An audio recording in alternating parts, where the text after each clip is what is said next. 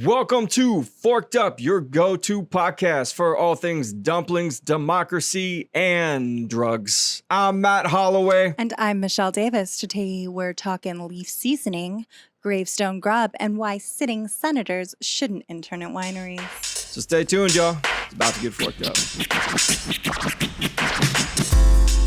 What the fuck is going on, everybody? Welcome back to another episode of Forked Up. Hello. If y'all have not heard by now, we have a Substack newsletter that y'all can subscribe to that is called The Broiler Room. And you can go and sign up at badmanners.substack.com, or you can go to our website and there will be a little splash window that is going to ask for your email. And you sign up, you get a weekly newsletter from us. So the newsletter is going to come every Saturday. It will be full of food news that didn't make the podcast, recipes, shopping tips, grocery store tips, how to feed yourself during the week, photography tips, and we'll throw it all together for this lovely newsletter for people who like food but don't want to spend $1 bazillion. But if you have a little money to spend, there is a second tier. If you got $5 to make us holler, you become a paid subscriber and you get all kinds of extra goodies like secret recipes that only exist on the Substack. They don't go on the website. They're not in the books. And we are launching our first, is it this week? Yes.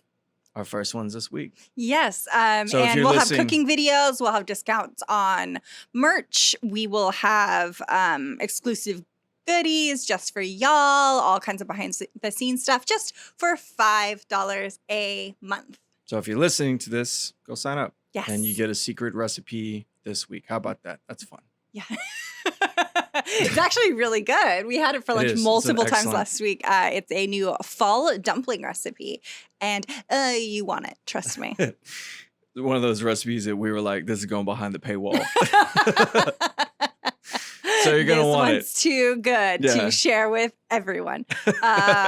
Also, a reminder, you can watch new episodes of our faces on Forked Up live every Friday morning at 8 a.m. Pacific Standard Time, 9 a.m. Mountain, 10 a.m. Central, 11 a.m. Eastern, and we will be there chatting with you. Matt was there last week. I will be there this week. You were traveling. I was traveling. So I was running daycare with YouTube. Maria was there. But yeah, Michelle is going to be running the YouTube stream this Friday. If you're hearing this, I'm running it right now. Because I will be unavailable. So y'all can have fun with Michelle at daycare. BraveNewMeal.com. Book drops November 9th. Go grab it. Don't forget to download your free copy of Vice House, also at BraveNewMeal.com. And we have expanded our international retailers on our website, so please go check it out if you are part of our international audience. And thanks to everyone who sent us tips and directions to where to find our own book overseas. We appreciate you. We don't even know where it is. What we do is we take all the files and we give it to our agent and our publisher, and then it just goes out into the world. And I don't know. You'd think you would know. It sounds like we're being irresponsible, but it is almost impossible. And no one tells us anything. And you can ask. But those emails go unanswered. All right, that's enough housekeeping. Michelle, what the fuck is on the menu this weekend? On the menu this week, we have our Delicata squash soup. It's this one, guys. We have in front of us a Gourdapalooza. Gourd display. Mm-hmm. And I'll bet until Michelle picked that up, I'll bet most of y'all didn't know what a delicata squash was. So. And they're really lovely. When you roast them, you can eat their skin, unlike most winter gourds. So they're easy and they are delicious. And we also have a banana bread with a rum in it. Our rum banana bread this week. It's getting a little cooler across the country. Perfect time to turn on that oven and eat your feelings. Speaking of that time of year, I went to Halloween Horror Nights last week. No, thank you. Love that shit. That was a lot of fun, but it's getting to be that time of year where I just sit in the dark alone watching scary movies. I mean, I do this I was pretty much gonna say, I was like, year man, round, this is but all the time. but now I carve out time to like do it just for Halloween. Have you seen any good ones recently? That one that's on. It's not a plug, but the HBO one, Malignant, right now. Oh, It's the internet's kind of torn over. People either love it or they hate it because there's like a twist ending. And when it got to that point, I was like, "Fuck yeah, let's get weird with it." I'm just not. I'm not a horror movie person. A lot of people don't like it. It's too spooky. It's not even that it's too spooky per se. It's like I also don't like to watch like emotional porn stuff like This Is Us. Like I don't like that stuff. I don't like That things that are does trying to nothing make for me feel something specific, whether it is scared, whether it is sad. Michelle's like, I don't like things that make me feel. No. Just shut that down right now. Dead inside. No feelings at all year round. I don't like it. But luckily, I have Matt here to give me the play-by-play of every horror movie I refuse to see. Y'all tune in over the month of October. I'll tell y'all what's worth watching and what's not. The last kind of spooky movie, like with a horror-y element that I saw that I actually really liked was the Swedish version, or the original version, which was the Swedish version of Let the Right One In. Yeah, it's a vampire movie. That was good. I like a vampire movie. That got a lot of great reviews. Unfortunately, that's one that's slipped my radar. I saw one that Matt hadn't seen. Yeah. So, but I mean, what is it about scary movies? I have a theory. I think that it's not necessarily sitting in the theater or at home, like watching it and the jump scares and all that. That's like scares people. I think it's like when you're by yourself, walking to your car and you hear like a twig snap. That's when the horror movie's in your fucking head. In high school, I went on a date with a guy friend of mine, like a guy I'd been friends with since middle school. So this was already super awkward that we were going on a date. And we went to the Spaghetti Factory and then we went to go see a movie. But this was back in the day where sometimes you'd show up at the movie theater and you'd be like, what are we watching? What's on? And we went to go see The Ring. It would just come out. We had no idea. We had no idea what it was. And about I'd say like 45 minutes in, I was like, I'm fucked. Did you stay? Yeah, we watched the whole. I mean, it was fine. It was super spooky because I didn't know anything about it. Yeah. But in the theater, I was having those thoughts that you're saying, where I was like, man, tonight, looking in my mirror, it's not the actual like real-time exposure. Yeah, I'm going to be scared later. It's laying in bed trying to shut your eyes and you see a jacket that you threw into the corner of your room and you're like, that's a person. That's a body. Yeah, that's for sure a body. Yeah. We never went on another date. When I went to go see The Ring with friends in high school, we all went in one car and our buddy Ryan, like we were dropping everybody up. Me and the guy whose car it was, we lived next door to each other, so we were going home together. Our buddy Ryan was the first one to get dropped off, and he's walking up to his porch, and his porch light wasn't on, and he got halfway up to his porch, and he comes back to the car. He goes, "Can y'all not pull away?" Poor baby. Yeah, that's cute. Poor Ryan. Yeah, so that's the type of shit. What's wrong with me? Why do I like this shit? Because you want to just make sure you're still alive. And I'm hoping for death, Matt's like, can I still feel anything? Yeah, maybe. I don't know. Maybe I'm like, I like a challenge. Like walking around horror nights, there's definitely like jump scares and stuff, but I'm like, hurt me. Sure, go for it. I'd love to see you try. Yeah. No. I don't, you can't break what's broken. Come on. Yeah. Never glued myself back together. Take me to the other side. Take me to the upside down. I want to find out some weird shit. I'm into it. Good Lord. Anyways, for the rest of the month, I will be briefing you guys on what horror movies I'm watching, and I'll tell you what's hot and what's not. But speaking of the season, you just went on vacation, late summer vacation. Where'd you go? Joshua Tree. Yeah, how was it?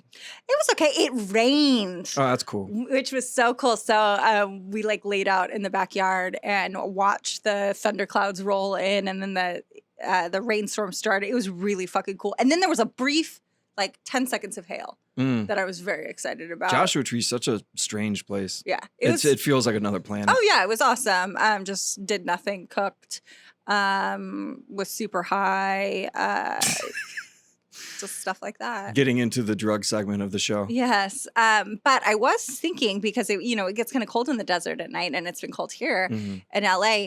I feel like in the drink creation game, we get new cold beverages almost constantly. All the time. All the time. Yeah. Where's our hot beverage innovation? Yeah, where's the vending machine that's serving up piping hot beverages, Yeah. We used to have them. They were disgusting. We got vending machines that will give us every kind of like electrolyte fucking sports drink or soda. But even just like cocktail creation, like, we got the hot toddy, we got mulled wine, we have like some hot cider. Like, we just don't have enough. There's no innovation when it comes to the hot drink game. No innovation. We are dead in the water. I don't know. That sounds like a challenge for you. Yeah, but I have been thinking about it. So. Y'all, it's hard. I had this realization and I was like, you've already given up. Yeah. I was like, audience, help. Any hot beverage tips? Any ideas? What do we want? Because, I feel like chai covered. All spicy kind of seasoned drinks are covered. But I don't want to necessarily drink like hot sage water. Yeah, that's not appetizing. Yeah, I don't know. Like, what do you, like, what's like trying to think like Thanksgiving kind of esque. Yeah. Like a stuffing. We could make it like a hot stuffing flavored boba. A hot stuffing cocktail. It's just veggie broth. It's soup. It's just soup. Somebody give us another book deal, please. Hot beverages you didn't ask for by Bad Manners. Yeah. We should do a cocktail book. Oh, Lord. They're fun. The cocktails are always there. It's like my favorite part of all of our books. Well, I think all of the beverages are fun. Yeah, it doesn't have to have liquor in it. No, it doesn't. Like, and we I'm pretty sure all of them we give people always the option to leave it out because for some reason, like when it comes to like plant-based foods and I don't know, it's not like healthy, but people leave out cocktails and I don't know why. Yeah, and it's so easy to usually leave out the alcohol. Yeah, it's not a big deal. So anyway. So we will have plenty of spooky movie reviews and soon to be warm drinks via Michelle. we got a great I'm working on it, guys. We got a great October for y'all. Yeah. Well, actually, we do have some banger recipes. This is coming out October 1st? Yeah. Yeah. Happy spooky season to y'all. Yay. All right, that's enough Halloween talk. Let's get into the actual episode. Michelle, you got a food history for us? You know that I do.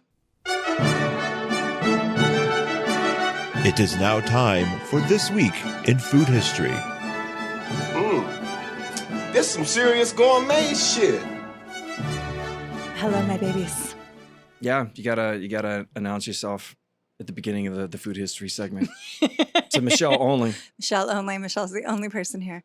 No. I get to hang back and just take a nap for a little bit. Yeah, or you can pop in, active listening, So this week we are continuing on our season of spices. And for many of us, bay leaves are just some dried out spice we add to soups out of habit. We just throw that leaf in there, set it and forget it. I'm sure you've done the same. Sure, yeah. Who amongst us? But bay leaves actually have a long history with humans. We've been throwing them in our sauces and our stews and using them to smoke our meats since the dawn of time. Aside from their culinary uses, like we were alluding to last week with celery, they have long been used as an ornamental symbol of honor and success. You know, emperors in Rome and Greece wore them on their heads. So did the Olympians. Scholars wore them. You'll see. We should bring that back. Like actual like leaf crowns.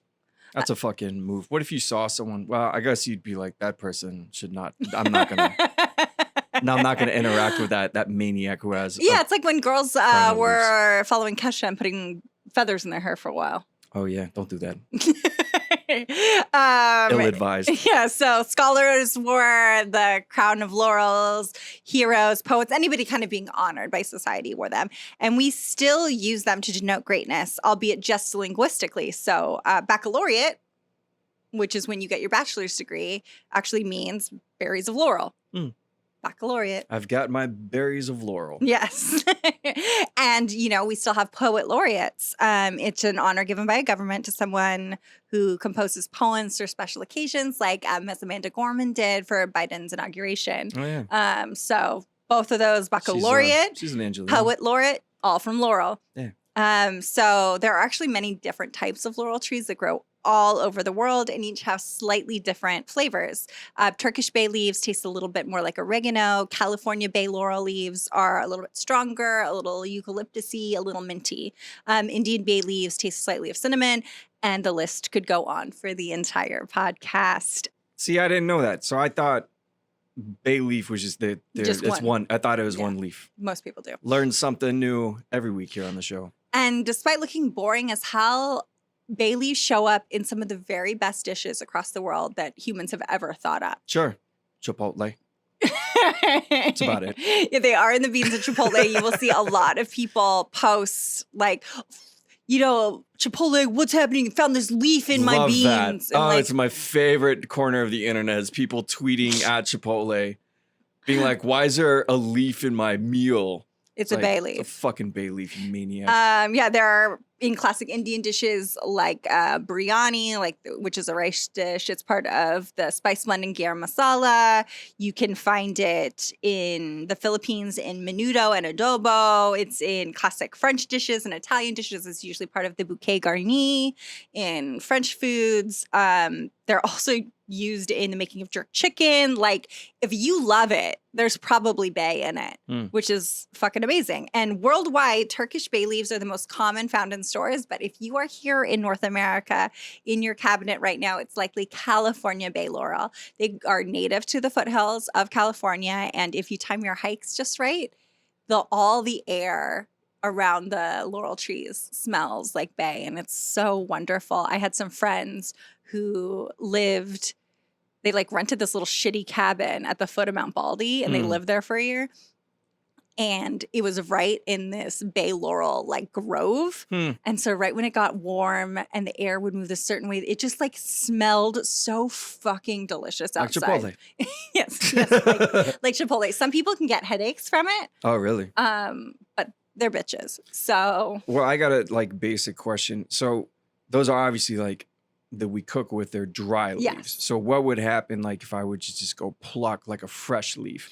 It would just be more potent. Okay, all right. So usually the ratio is 1 to 3. So if a recipe calls for 1 teaspoon dried oregano, you would want a tablespoon of fresh oregano. I'm doing that math in my. I'm that meme of the woman. Yeah. So it's 3 teaspoons to a tablespoon, 4 tablespoons to a fourth of a cup. We need some universal measuring system. This is bullshit. You mean the metric system? We need that. Yeah. And then we need to just weigh our stuff. Anyway, but yeah, so that's how it would go. But you can make really lovely simple syrups with fresh laurel bay leaves. Is there going to be? I mean, it's dish specific, I suppose, but. Is there going to be that noticeable of a difference if somebody uses fresh versus dry? Yes, it'll be a lot stronger. I know, but if you were to stick to that ratio. Oh, probably not. Okay. All right. Yeah, probably not. But you could do a lot more, I think, with fresh bay laurel leaves. It would just smell so lovely, making a simple syrup. There is an Italian cake that has almond flour in it. And then you soak it in this sweet syrup that's made from laurel. That is traditional, and I love it. But maybe that'll go behind the paywall. I don't even know. I think there's a warm drink with maybe bay leaves. Maybe that's what it is. It's called a shot of soup. Yeah. But that is the food history for this week. Bay leaves. All right, Matt's on deck. Have you brought any fruits or vegetables onto the planet? Welcome to Recon. Get ready for a surprise. And what a surprise we have this week. Nestle announced a recall of 28,000 pounds of DiGiorno pepperoni pizzas for accidentally packaging the 3-meat pizzas inside of the pepperoni boxes. How does that even happen? It doesn't seem like this would be that big of a deal. Yeah. you're buying one meat pizza. And I'm you guessing get one of the 3 meats is the pepperoni. It's got to be pepperoni, right? Yeah. So if anything, they're getting a deal. How many pizza meats can there be? DiGiorno? They don't even listen. There's like 3 meats you pick. I don't know. 3 meats, all rat. Yeah. Some slight horse. Some horse. Yeah. It doesn't seem like it would be that big of a deal if you went to buy a pepperoni pizza and got a 3 meat pizza that came out of the box. Like it's just a sticker. Like it's be like bonus meats. Yeah. extra meats. Extra meats. However, DiGiorno's 3 meat pizza has a textured soy protein. That's right. You're not eating actual sausage. It's fucking soy. So it's 2 meat pizza. You got a 2 meat pizza. 2 meat and bean pizza. Yeah. So those people who are tripling down on their meats, you're only getting dose. So y'all should riot over this. Is what I would think is the appropriate response. Oh.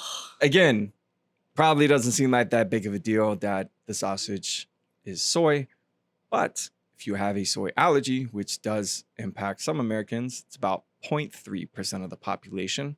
It can be severe and even life-threatening. So, worth a recall. I feel like a sticker could have fixed this problems. They were just like, pepperoni and some more. Yeah, 28,000 pounds of That's a lot of pizza. That's a lot of pie. Yeah. That's a lot of pie, he says. My pizza never hurt nobody.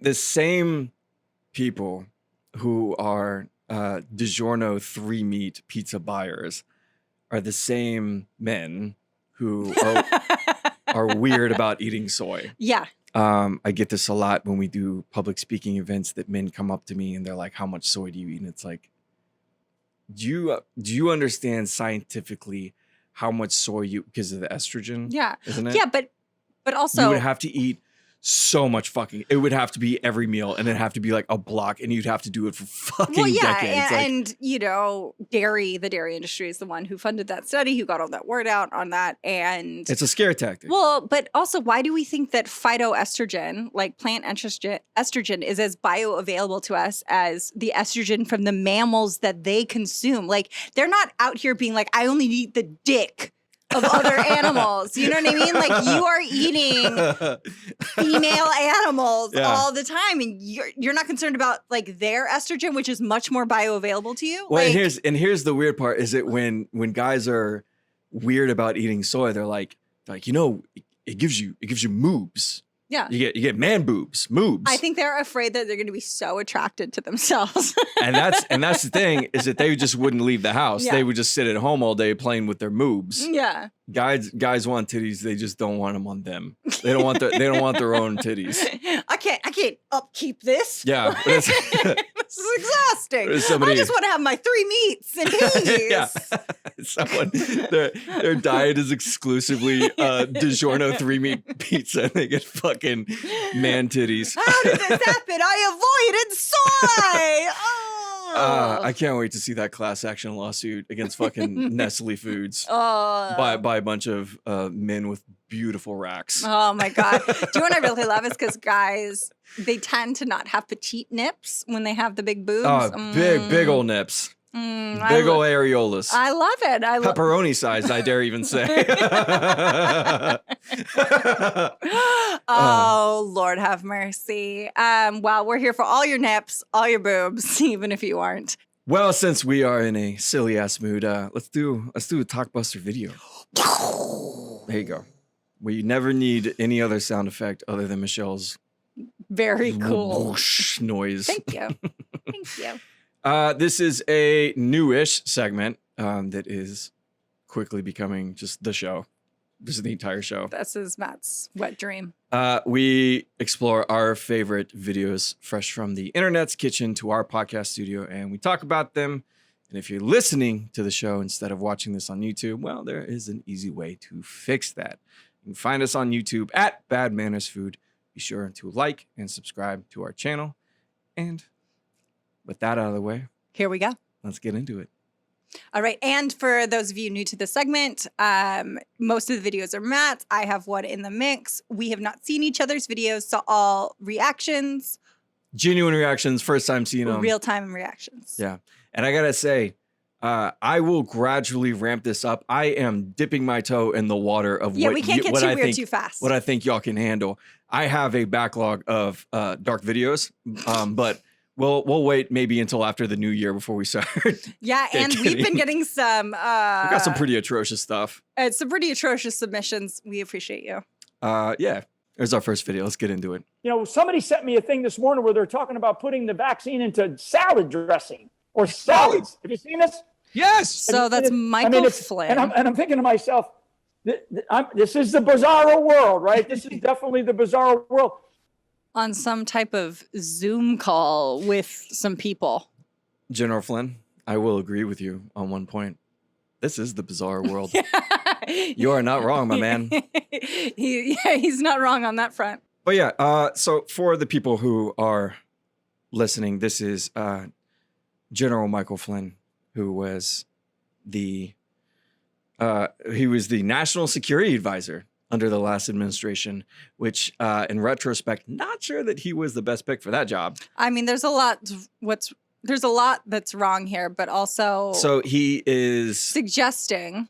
He's wearing a wild amount of bracelets. Yeah, I don't mind one bracelet on you, like to sort of like support, cancer research or whatever. But when you've got like 8 bracelets, it's aggressive. Pick a campaign. Too much. That's a lot of rubber to put on your wrist every morning. But yeah, he's wearing an aggressive amount of bracelets. He is wearing a shirt, by the way. What does that shirt say, Michelle? General Flynn, because he knows he just doesn't have the recognizable face that he This wants. man is all about branding, can I say? Oh my God.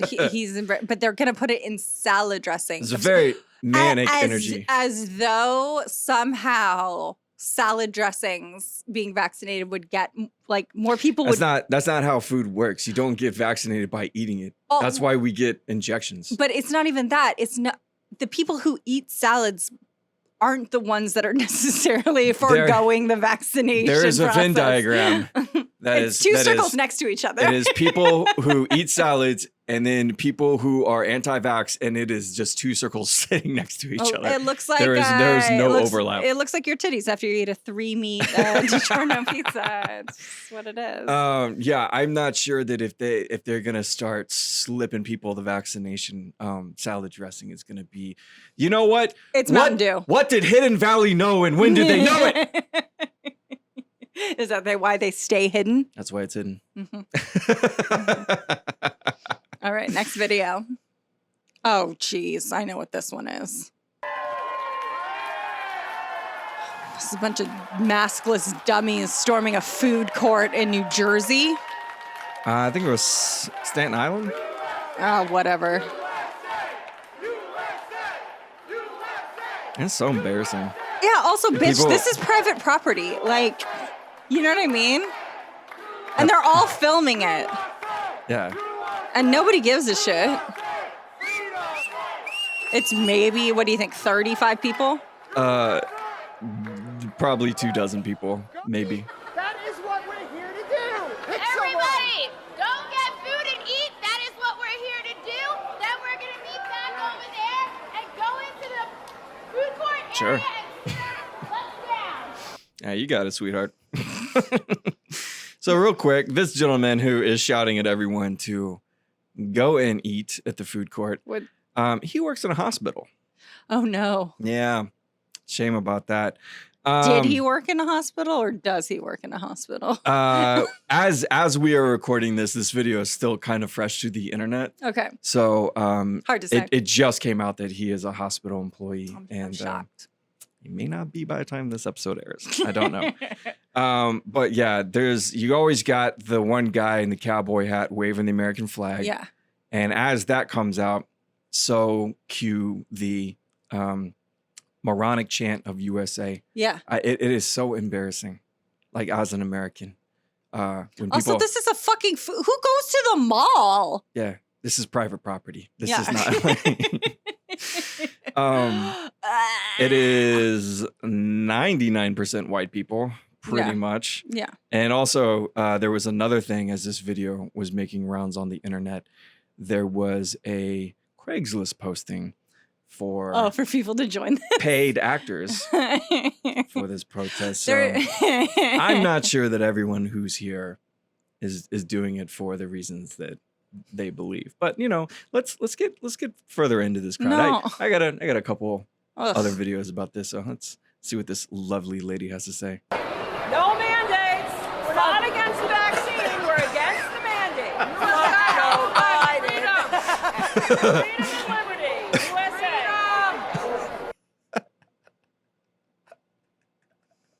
USA. Look at this. Home chick immediately starts coughing. Yeah. Against the vaccine.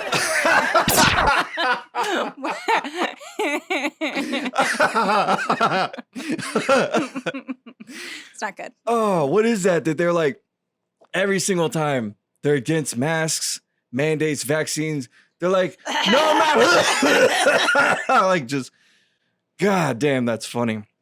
And I also like the woman at the tail end of this video who is just sitting down, aimlessly screaming freedom. A true Braveheart if I've ever seen one. Oh, Lord. Yeah. Do we just got one more from this crowd and then we're moving on? It's the Flagman. Yeah. This guy has very interesting weekend at Bernie's vibes. Let's take a look. Let's take a look at what my man has to say over here. Well, the mandate in general, it sucks, but I can't get any more general than that. It sucks. They're going to start telling me to take an experimental drug. And yes, I have 2 relatives that passed away from COVID. Okay. All right. That is So were his glasses broken or his ears uneven? Yeah, let's take a look. Wow. Tough call. Hard to say. Yeah. Yeah, this is it's a whole look. My man. I feel like there's an uncle like this in every single person's family. Oh, for sure. This gentleman does not get invited to the family Thanksgiving. Yeah, I can promise you that. He's the one that you tell your daughter, you're like, don't sit next to Uncle Kenny. This guy's name is Kenny, 100%. I don't know that for sure, but I know that for sure. But 100% his name is Kenny. Bums me out that he's like, the mandate sucks. Yeah, I know people who've died. And I know 2 people who've died. I'm like, I don't know, man. Which sucks more? Yeah. The death or just like getting a vaccine? Yeah. Can you really not stay out of the food court for that long? So preventable. Yeah. Anyway. Anyways, continue your embarrassing revolution. And this one is my video. This is a commercial. You coming in hot with the commercials. The old commercials. Well, I think that, you know, the way some of us are going and rewatching TV shows from back in the day, like, this doesn't hold up. There's a lot, yeah. A lot of things don't. This commercial from the 80s. Does? From a major food brand. That Ninja Turtles. Does not hold up. That Ninja Turtles one held up from last week. Yeah, yeah. Y'all could put that on TV today. All right, here we go. Check him out. What a hug. Get a load of him. Well, there's a super party. His name is Buds McKenzie. Oh my God, I remember this campaign. He's Buds McKenzie. What party-loving, happening dude. There was so much cocaine when this was pitched. Does she want to fuck the dog? Yeah, there's weird like vibes of bestiality in this. Yeah, also the dog is so chill. Like, look at the way he like flops his little paw at the beginning. He's like, I don't care that I'm here. I like my man in the beginning, like, who is that? My bisexual king over here, who's like, get a load of him. Oh, yeah. But it's funny, like, I feel like we all know Spuds McKenzie's name. Yeah. But I don't remember this commercial. I don't remember all. this commercial at all. But this is how we used to advertise beer to adults. This is good. It's a food company. Yeah. It has a dog in it. This is, I assume, Venice Beach. Yes. Yeah. I assume that was the vibe they were going for. I like it's like 80s meets Beach Boys meets like emerging fucking skateboard culture, like, and Okay. and Spuds. You can tell that they had to put like grip tape on the side of the glasses because the glasses kept falling off of them. I don't think there was a ASPCA like monitor on Yeah, this set. I don't think there was an animal wellness person during this shoot. The people at Bud Light were very coked out of their brains when they came up with this. This is brought to you by Bud Light and cocaine. They're like, yeah, I love the ad. What's the tagline? Yeah. Everything else is just a light. Send it to market. But that lady definitely wanted to fuck that dog. Yeah, this. Call me. The dog doesn't have a phone, lady. Spuds McKenzie might have a phone. He's got a skateboard. How did he get the skateboard? Amazon didn't exist back then. We have to assume that Spuds McKenzie not only knows how to ride a skateboard, but he knows where the skate shop is, and he went in and procured one. But we know he has money with because he is some the form of spokesman. tender. Yeah, So- he's the spokesman for Bud Light. Yeah, brilliant stuff, Budweiser. So we Good have job. this new light beer that's coming out. Who would the perfect spokesman be? A hot fucking dog? A dog on Venice Beach that literally everyone wants to fuck. Every single person. And he is DTF. Anheuser-Busch, man, y'all were on one back then. God damn. You're welcome. So I gotta say, Michelle, you have submitted 2 videos to the segment so far. I'm noticing a trend. Sexuality is definitely And animals. Yeah, in animals. Yeah, it's cool. No, I like the welcome. submissions. This is good. We got a couple more. This is... I already love this. Well, is the good. placement of the door is causing... Okay, this is in a real makeshift kitchen. There is a door being used as the divider between like a pantry area and the gas range. And my man is in board shorts. They have a stove that is acting as a partition between this and another room. Uh-oh. Como é que eu esqueço disso?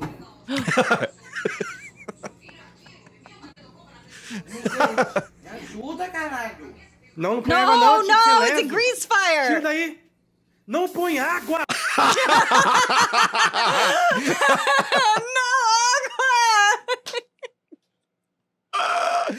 Okay, guys. So, PSA. Look at If you that, can tell look by at the fireball Oh. on that fucking screen. Holy shit! The last frame of that video is.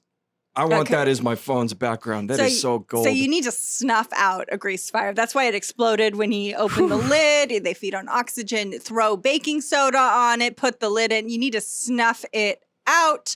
Adding water will only make it get bigger. So he walks in the kitchen. The pot's smoking. There is a lot of smoke coming out of the lid of that pot. Yeah. He walks over, Opens. takes the lid off, And that's when the flames appear. and even more smoke. Yeah. Because And he puts the lid back on. He gets a little bit of backdraft yeah. from the pot, He has no shirt on. pulls his hand No back, shirt on. realizes he's in trouble, and he has to do something with this boiling pot of fire. And he's talking to his friend, takes the lid off again. It is now turned from smoke to 3-foot flames. Yes. And he's like, oh no. And he looks at his buddy and he puts the lid back on and he takes it to the like big sink.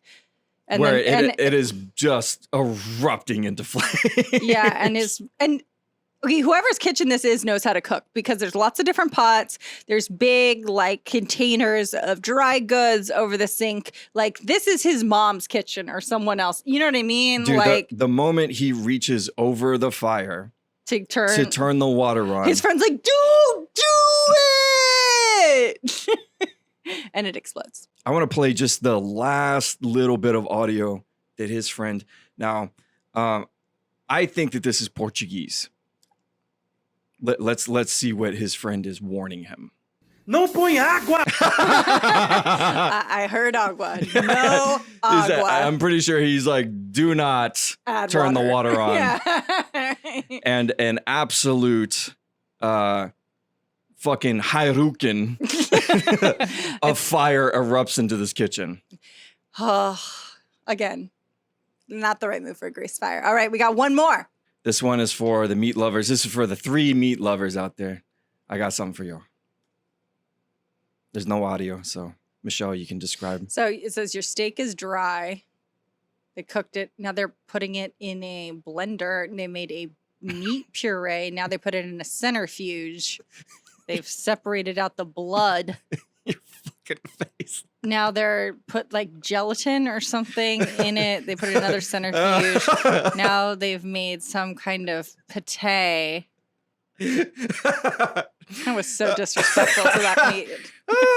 That was so disrespectful to that cut of meat. It says your steak is dry. It's like a cooked steak. Yeah.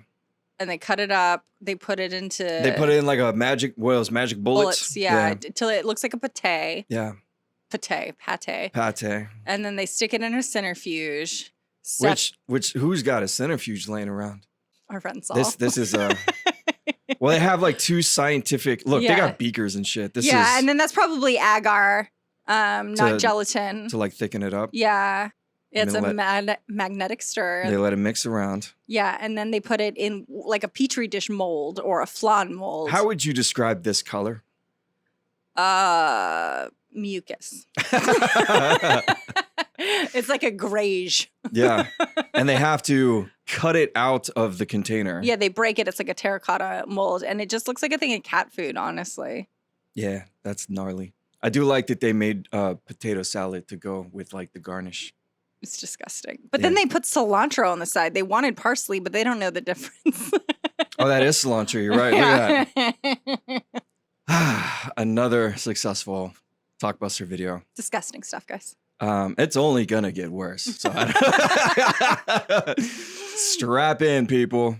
If you guys I'm deeply offended. Want to send us any food videos, fu@badmanners.com. You can email them to us. You can also DM us on any platform. You don't have to send the actual video. You can just tag us in it. We'll do the rest. We know how to find stuff. Haunting. All right, let's go on with the rest of the show. I'm sure a lot of y'all heard this last week that Kyrsten Sinema, the Democratic senator from Arizona, ruining the good name of bisexuals everywhere. Had a little wine internship up in Sonoma, and we're going to talk about that. As senators do. As senators do. You know, she had some time on her hands. So for those of you who are unfamiliar, Kyrsten Sinema is the Democratic senator from Arizona. She is the same woman who campaigned on lowering the cost of prescription medication. She's also the same woman who sent this tweet while she was campaigning for office.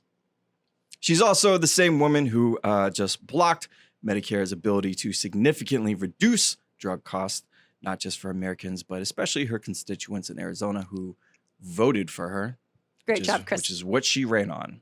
Economists estimate that Medicare's reduced drug costs would have saved taxpayers roughly $450 to $700 billion over the next decade. But instead, Kyrsten Sinema has torpedoed the drug price reduction. I wonder why she did that.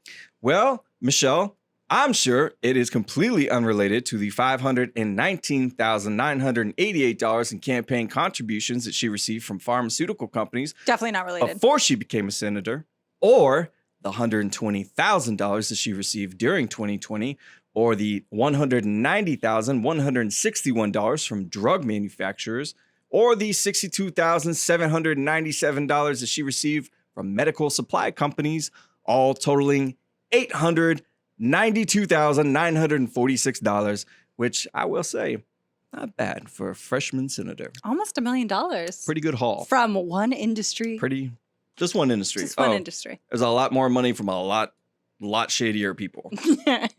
Sinema has also opposed both increasing the federal minimum wage and opposed increasing taxes for billionaires.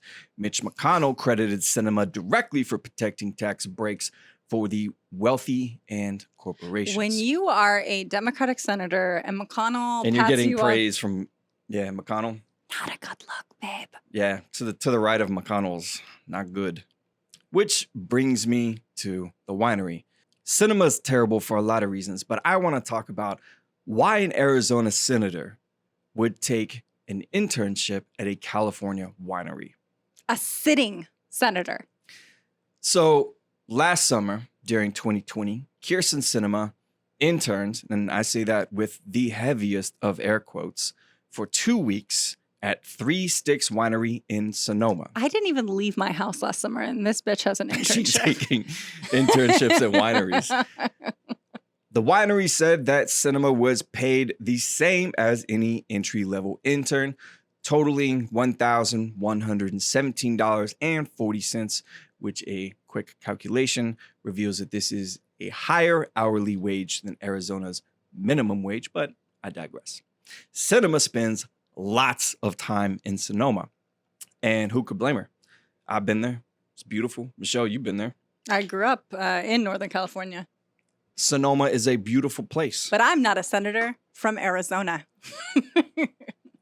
A couple months after her internship, Sinema returned to Three Sticks Winery, but not as an intern who's come a long way in winemaking. Or who had forgotten her name tag and had to come back and clean out her locker and stuff. Yeah, we do that. You have a job or an internship, and you go back and you say hi to your coworkers. I've only ever had jobs. No. I was Brooke. She returned to her grape stomping grounds. Oh, that's cute. Oh, thank you. Mm-hmm. For fundraising. Tickets to the event were $5,000 a guest, and wow, that is quite a return on an internship. Okay. It's quite a jump. Okay. And William S. Price III, who he's got money just on that name. His name sounds like boat shoes. Yeah. This gentleman is the head of one of the largest private equity firms, TPG Capital. He also owns, and this should come as a surprise to absolutely nobody, Three Sticks Winery. TPG also donated $6,800 to Sinema's campaign just at this one event. So again, I ask, what is an Arizona senator who has repeatedly voted against tax increases on the wealthy doing interning and fundraising at a winery in California that's owned by the largest private equity firm in the United States? I'll say this, as a native California, we barely like it when zonies come into the state. Zonies. That's what you're called. That's what you're called in the state. That's by Californians. It is. Absolutely. Especially this, it's more of a Southern California thing. We don't get as many zonies. Up in NorCal. In Northern California. Yeah. But let me tell you, every summer when the zonies descended on San Diego, we talked about it. Yeah. Once it starts reaching triple digits in Arizona, they come over the border. So, and including their fucking senators. And it's I guess she had time last summer, and this is how she spent it. So is this illegal? Technically, no. Is it unethical? You fucking bet your ass. When I heard about this, my first question is, why this specific winery? Yeah, like there's hundreds of them in Sonoma. There's wineries in her home state that she represents. You think she'd want to keep some of that money in Arizona? And I think just kind of scratching at the surface here to see who owns the winery and them donating to her campaign and who she's schmoozing with in her summer holiday spare time kind of gives us the answer. Don't you think? Are you asking a rhetorical question, Matthew? I think the politicians' income should directly reflect the median income of their constituents, because not only would they share the struggles of the people that they represent, but maybe they'd fight harder on behalf of the voters who put them there. And aside from the near $1 million I was talking about earlier that Sinema has received from Big Pharma, she's also received over $6 million just in real estate PACs. Sinema earns as a senator $174,000 every year. Worth noting that the median income of Arizonans is $30,216. Real class act. How do you get that fucking job? Do you just like call like a winery and you're like, hi, I'd like an internship. And yes, I am a sitting senator. I mean, I don't think she had to ask for it. I think somebody's like, come and do this. Yeah, you think? Of course. Yeah. Yeah. Because she literally, she came back 2 months after her internship. Yeah. That was clearly like a setup. Not even a setup. That's probably what she was planning while she was there. She was probably planning out the event. Yeah. This is the seating chart. This is where everyone's gonna go. Do you think that she made like other interns do like actual like work and she just she has an assistant. Yeah, she wasn't doing shit. She wasn't doing nothing. She's drinking wine and planning a goddamn party. Yeah. Bisexual menace. Cinema. Yeah, the bisexual John McCain. Hey, we don't know about John. Yeah, that's true. Yeah, John. Who knows? I don't know. He never told me. Jury's out on that. But yeah, I don't know. Vegan podcast alleged American hero John McCain was bisexual. The headlines write themselves. Yeah. But yeah, I don't know. John McCain could have been a bisexual king. We'll never know. The man has left us. So yeah. Well. Speaking of dead people, a family in Lansing, Michigan, October 1st. Killing in heart. It is the dead month. The dead month.